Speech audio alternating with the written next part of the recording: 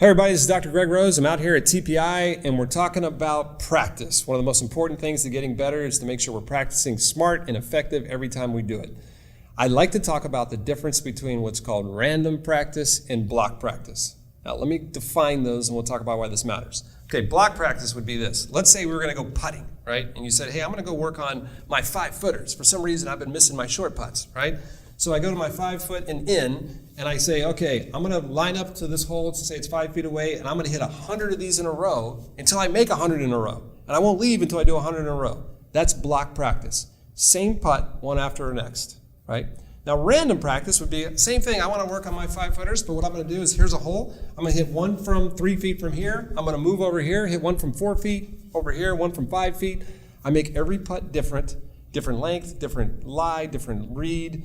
Everything's random. Okay, so you have two options when you're going to practice. You can do block practice and you can do random practice, and we see players do a lot of both of these. Let me show you what the research says, and it's really clear. On every research project ever done on block versus random practice will tell you what I'm going to tell you right now.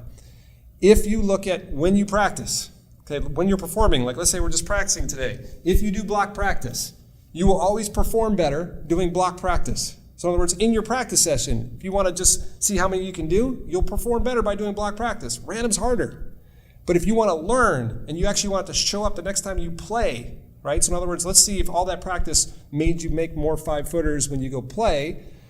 Well, every research project will also tell you that random practice beats block practice every time, right? So this is really important because I think a lot of us think, if I want to go get better, I just got to go put volume in. It's not the case. The case is you want to do unique putts every time. You want to learn how to solve the problem. You want to be able to read the green, figure out the speed, and make that unique putt each time because hopefully you're not doing the same putt every time you play.